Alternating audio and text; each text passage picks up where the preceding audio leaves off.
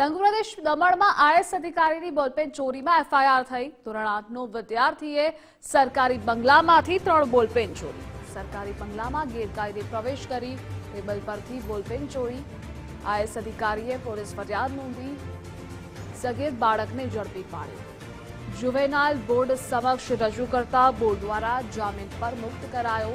આ સમગ્ર ઘટના 28 માર્ચની હોવાનું બહાર આવ્યું છે। સંવાદદાતા પ્રિયાંક જોડાયેલા છે। પ્રિયાંક, આ સમગ્ર ઘટના શું છે અને અપડેટ શું છે તે જણાવશો।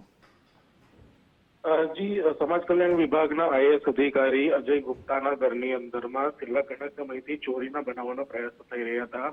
તેમના ઘરની અંદરમાં મૂકેલ 3 જેટલી બોલપેનની ચોરી થઈ હોવાની ફરિયાદ તેમને નાની દમણ પોલીસ સ્ટેશન ખાતે નોંધાવી હતી, જ્યાં તેમને પોલીસ દ્વારા તમામ જે માહિતી હતી તે આપવામાં આવી હતી। પોલીસ દ્વારા વોચ રાખીને ધોરણ 8માં ભણતા વિદ્યાર્થીની ધરપકડ કરવામાં આવી હતી, જેને સરકારી બંગલામાં ગેરકાયદેસર પ્રવેશ કરીને 3 જેટલી બોલપેન ચોરી કરી હતી। સમગ્ર મામલે પોલીસ દ્વારા જે વિદ્યાર્થી છે તેને ઝડપીને જુવેનાઇલ જસ્ટિસ બોર્ડ સમક્ષ રજૂ કર્યો હતો, જ્યાં વિદ્યાર્થી થયા છે। જી પ્રિયાંક, જોડાવા બદલ આભાર આપનો।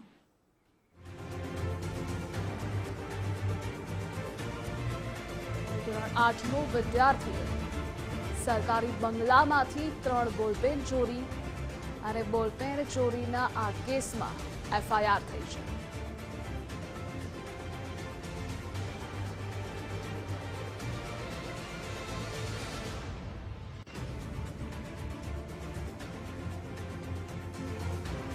સમગ્ર ઘટના 28 માર્ચનું હોવાનું બહાર આવ્યું છે।